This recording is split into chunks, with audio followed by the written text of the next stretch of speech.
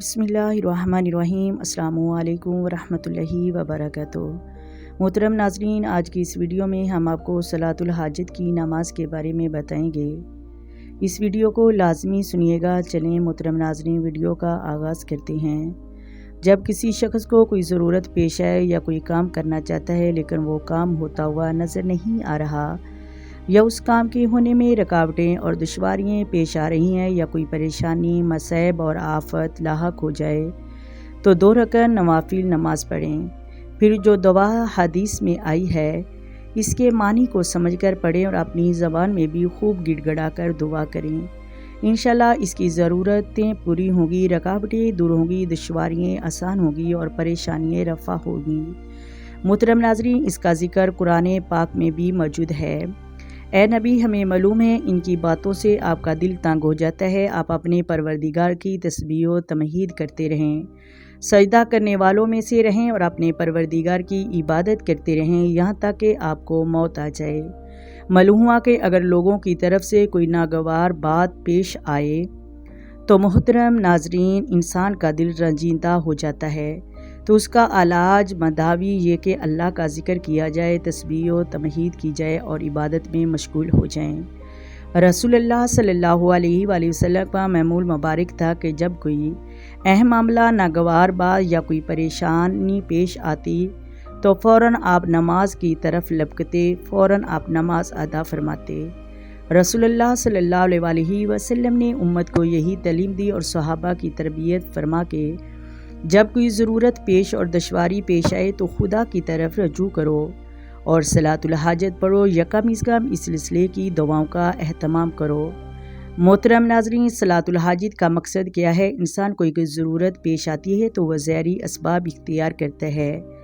ظاہری اسباب اختیار کرنا اور مقدر بھر کوشش کرنا جائز ہے، لیکن ایک مسلمان کی شان یہ ہے کہ وہ صرف ظاہری اسباب ہی کو سب کچھ نہ سمجھ لے، بلکہ وہ ظاہری اسباب کو اختیار کرے اور ان اسباب میں تاثیر اور کامیابی کے سلسلے میں اللہ سے مدد کرے، اور اسی کو کارساز سمجھے۔ بے ایمان کی طرح نہ ہو کہ صرف ظاہری اسباب ہی پر کامیابی کو منحصر سمجھا جاتا ہے، اور خدا کی طرف جو کہ مسبب الاسباب، قادر، متعلق اور کارساز ہے، بالکل متوجہ ہونا چاہیے۔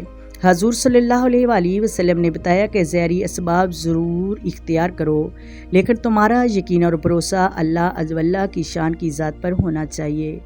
اسباب اختیار کرنے کے بعد دعا کرو کہ اللہ، میرے اختیار اور بس میں جو تھا اس کو کر لیا، اور آپ ہی اسباب میں تاثیر پیدا کرنے والے اور ان تدبیروں کو کامیاب بنانے والے ہیں، لہٰذا میری تدبیروں کو کامیاب فرما دیجئے۔ محترم سامعین، اللہ تعالیٰ نے اسباب اور تدبیر اختیار کرنے کی اجازت ہی نہیں بلکہ حکم دیا ہے، لیکن اسباب کی تاثیر اور تدبیر کی کامیابی اللہ ہی کے قبضے و قدرت میں ہے، لہٰذا انسان کی نگاہ صرف اسباب تک محدود نہ رہے بلکہ اسباب کے پیدا کرنے والی ذات پر ہونی چاہیے۔ ان اسباب میں تاثیر اور تدبیر میں کامیابی کی دعا کرے۔ رسول اللہ صلی اللہ علیہ وآلہ وسلم نے صحابہ کرام رضوان کی تربیت اس طرح فرمائی تھی، یہی وجہ ہے کہ ان کی نگاہ ہمیشہ مسبب الاسباب پر رہتی تھی۔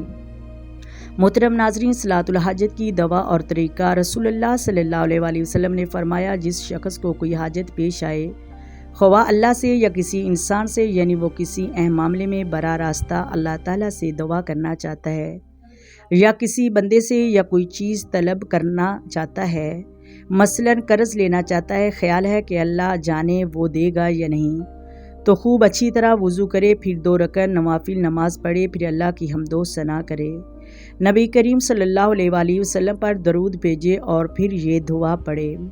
آئیں محترم ناظرین، وہ دعا آپ کو بتاتے ہیں۔ اللہ الحلیم الکریم، سبحان اللہ رب العرش العظیم، والحمد للہ رب العالمین، اسألک موجباتک رحمتک وعذاب مغفراتک والغنیمات من کل برد والسمامات من کل اسم تدع لی ذنبالا غفرتہ ولا ہم الا فرحبتہ ولا حجتہ یا لکا ریدا الا قضیتناہا یا ارحم الراحمین۔ کوئی معبود نہیں سوائے اللہ کے جو بردبار ہے، پاک ہے، اور وہ اللہ جو عرش عظیم کا پروردگار ہے، اور تمام تعریفیں اسی اللہ کے لیے ہے جو سارے جہانوں کا پالنہار ہے۔ اے اللہ، میں تجھ سے تیری مہربانی کو واجب کرنے والوں، تیری بخشش کو موقد کرنے والے اعمال کی توفیق اور ہر نیکی سے بلا مشقت کی کمائی اور ہر گناہ سے سلامتی مانگتا ہوں۔ اے اللہ، میرے ہر گناہ کو بخش دے۔ اے نہایت مہربان فرمانے والے، میری ہر فکر ٹینشن کو دور کر اور میری ہر ضرورت حاجت کو جو تیرے نزدیک پسندیدہ پوری فرما دے۔ صلاۃ الحاجت کی حکمت مسلط اللہ تعالیٰ سے دعا مانگنے سے پہلے نماز پڑھنے سے اللہ کا قرب حاصل ہوتا ہے۔ نماز اور خدا کی حمد و ثنا کے بعد دعا کریے گا، ضرور کامیابی ملے گی اور ضرورت پوری ہوگی۔ اگر حاجت ضرورت کسی بندے سے متعلق ہو تو نماز اور دعا کے بعد اس کے پاس جانے کی دو حکمتیں ہیں۔ پہلی حکمت کسی بندے سے ضرورت پوری کرنے کی درخواست کرنا غیر اللہ سے مدد اور استعانت ہے۔ مدد اور استعانت صرف اللہ ہی سے مدد کرنا چاہیے۔ محترم ناظرین، جب بندہ کسی بندے کے سامنے اپنی ضرورت پیش کرے گا تو گویا وہ غیر اللہ سے مدد طلب کر رہا ہے۔ اس لیے شریعت صلاۃ الحاجت اور اس کی دعا کی تعلیم دی تاکہ بندے کے عقیدے کی حفاظت ہو سکے۔ اس لیے اگر اس بندے نے اس کی ضرورت پوری کر دی تو یہ سمجھیے گا کہ اس نے میری ضرورت پوری کی ہے۔ حالانکہ اللہ تعالیٰ ہی ضرورتوں کو پورا کرنے والا ہے۔ اللہ تعالیٰ ہی اس بندے کے دل کو اس کی طرف متوجہ کیا اور اس کی حاجت کارروائی پر آمد کیا ہے۔ یہ یقین کی کمی اور فساد عقیدہ ہے۔ اور بندہ نماز دعا کے بعد کسی بندے کے پاس جائے گا تو محترم ناظرین وہ اس کی ضرورت کو بھی پورا کر دے گا تو ذہن نماز دعا اور اللہ کی توفیق اور اس کی آسانی کی طرف متوجہ ہوگا۔ اللہ نے اپنے فضل و مہربانی نماز دعا کی برکت سے میری ضرورت پوری فرما دی اور اس کے دل کو نرم اور میری طرف متوجہ کیا ہے۔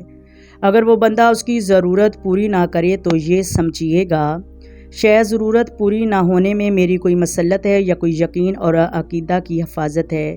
دوسری حکمت کسی ضرورت کا پیش آنا اور کسی کے پاس جانا یہ دنیاوی معاملہ ہے۔ شریعت چاہتی ہے کہ دنیاوی معاملہ بھی عبادت بن جائے، اس لیے صلاۃ الحاجت کو مشروع کیا ہے۔ محترم ناظرین، امید ہے ویڈیو اچھی لگی ہوگی۔ اگر ویڈیو اچھی لگے تو لائک کریں، شیئر کریں۔ آئیں مل کر آقا دو عالم نور مجسم سرور کائنات صلی اللہ علیہ وسلم کی ذات پر درود و سلام پڑھیں۔ الصلاۃ والسلام علیک یا سیدی یا رسول اللہ، الصلاۃ والسلام علیک یا سیدی یا حبیب اللہ، الصلاۃ والسلام علیک یا سیدی یا نبی اللہ وعلی آلک وصحابک یا سیدی یا محمد رسول اللہ۔ محترم ناظرین، اللہ حافظ۔